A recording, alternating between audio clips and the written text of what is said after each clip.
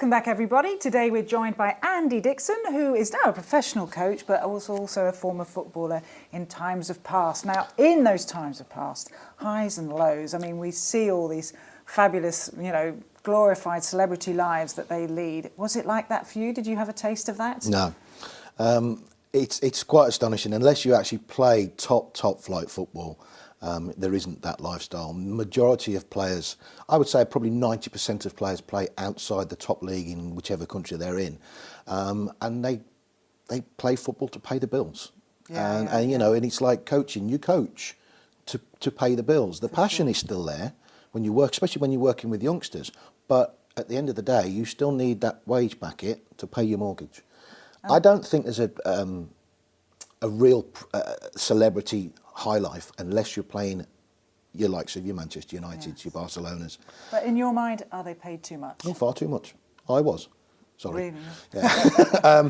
No. But it can be detrimental, can't it? I mean, don't get me wrong, people can suffer with sort of problems as in drug and alcohol abuse, no matter where walk you come from. But do you think that had a problem for Gaza, for example? I was just going to say we've got an issue at the moment with Paul Gascoigne, and Paul's actually only my age and looks 20 years older. I saw a picture of him, he looked, bless him, he looked 65, 70. And that's through, A, too much money, and B, lack of education. He's not being taught the right way.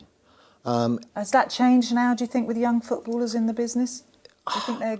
I think some clubs take it on board.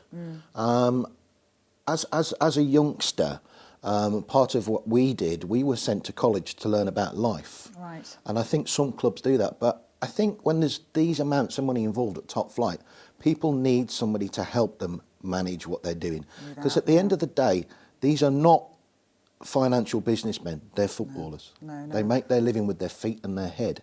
Now, talking about people making money, on the other extreme we have David Beckham, who's not only is 36 now and still running around the pitch like a 21-year-old, happily us girlies to watch him, but publicity stunt or not? What do you think with his donation of his wage? I don't think David's that kind of player. I don't think he's that kind of person. I think he is genuinely giving his wages to charity. Even if it is, so what? Someone's benefiting. Yeah, I think it's quite genuine, and I don't think for Mr. Beckham there's an issue with money. Unfortunately, it's not like that for every single player. 90% of players that when they come out the game with very little money or no money at all. Must be very difficult to decide as well what to do. I have to say I think nearly everybody that's been involved in the game doesn't know what to do when you come out, and you end up moving to Mallorca. And we're going to hear lots more about that after the break, so why not join us then?